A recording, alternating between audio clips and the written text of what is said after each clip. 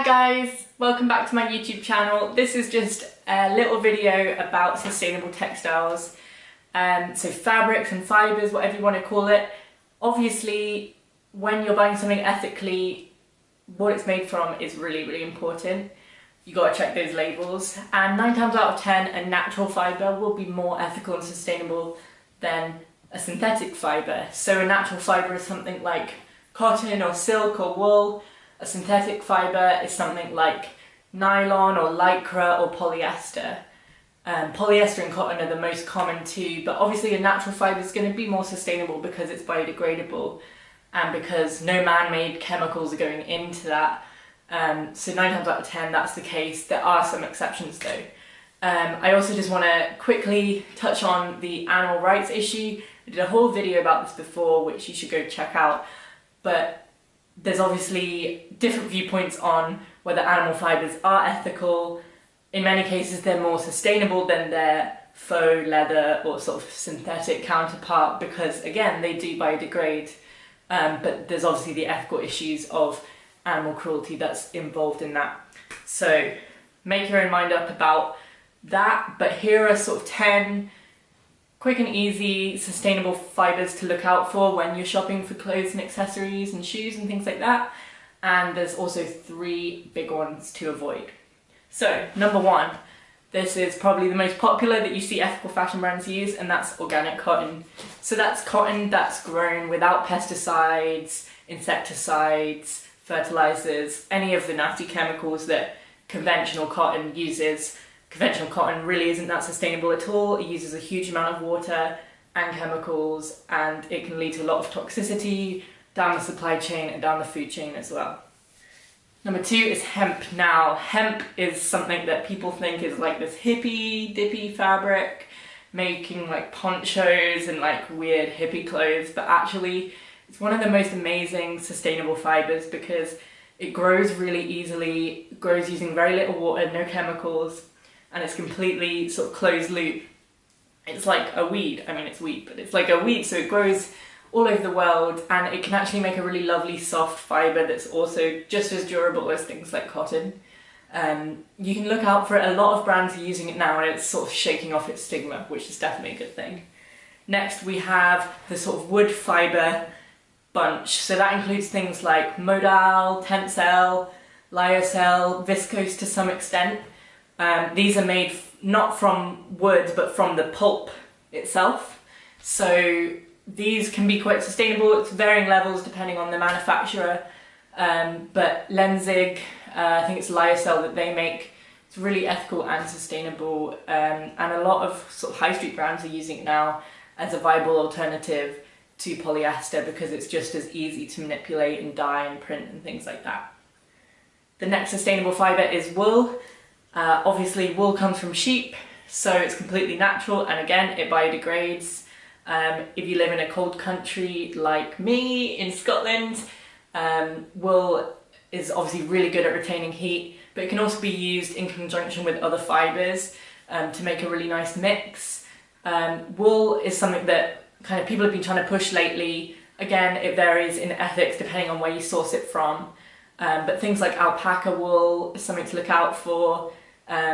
Merino wool, it depends where you get it from again, but I think wool objectively is a sustainable fibre.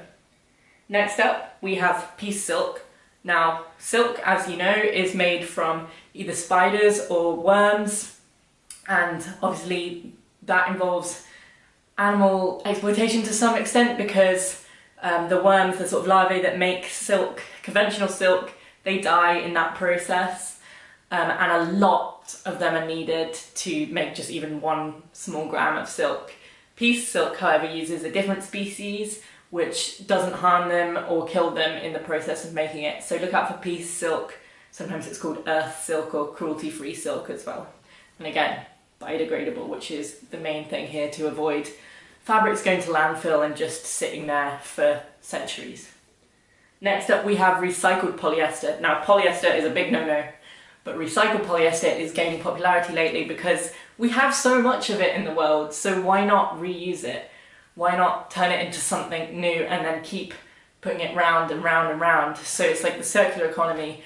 You've got people like Adidas making trainers out of recycled plastic bottles even. There's recycled plastic from general use, from industry use, and from clothing as well. Look out for recycled polyester, but again, keep in mind, it's still not biodegradable and it can be hard for the industry to recycle one more time. But it's better than brand new polyester, it's better than new plastics going out into the world. Next up is linen. Linen is one of my favourites lately. I used to associate it with kind of an older generation maybe, sort of like pressed linen suits. But I really like it at the moment during the summer. It's super light and floaty and it keeps you cool. But it can also look very formal as well as that sort of casual dress or trousers or a sort of blouse or a shirt dress. Again, it's a plant, it's from flax. You may know that from flaxseed, and it's biodegradable. It's just super eco-friendly, and I would recommend it to someone just starting out on this journey because it's really easy to find in shops as well. Next up is bamboo. Bamboo is another one that's been gaining popularity. You can have bamboo silk, which is this really beautiful light. It feels like silk, but it's made from bamboo leaves and fibres, so it's pretty amazing.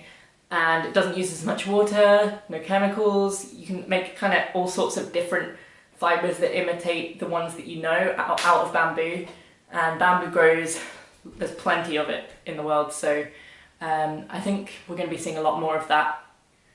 We also have cork. Now cork is sort of like the underdog. You might have seen things like jewellery made from cork, but you've also got like bags, backpacks made from cork. Cork is a really eco-friendly fibre and it's super durable, like it feels like it's going to last forever.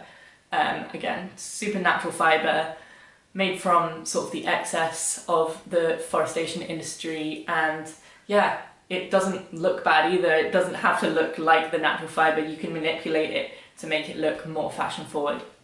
My final one in the list of 10 sustainable fabrics is jute. You may have heard of a jute bag, which is kind of like a tote bag but made from that sort of straw-like material.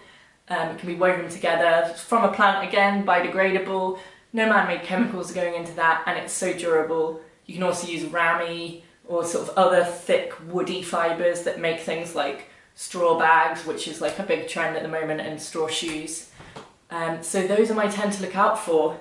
The 3 to kind of avoid, if you can, it's not always possible, is polyester is the main one, because polyester is plastic. And as you will have seen, unless you've been living in a bubble, that we're all trying to reduce our use of plastics at the moment, and we often forget that fashion is one of the industry's biggest users of plastic. So look out for polyester, other uses of plastic as well. You've got nylon and lycra. Look out for those because they often come in really small percentages within the clothes. So it might be 90% cotton, 10% elastane to give it a stretch. Acrylic as well, it's like a fake version of wool. It's coated, so it's really hard to recycle and doesn't really biodegrade either. So just watch out, because sometimes there's sort of fancy names for things that actually are just plastic. And we want to avoid plastic clothes as much as we can. As well as being eco-friendly, they look better and they feel better as well. I hope you enjoyed this video. Please let me know if there's topics within the ethical fashion sphere that you'd like me to cover. I want to do as many videos as I can, as much as I can, before I go back to uni. So please let me know in the comments and remember to subscribe. Thanks for watching.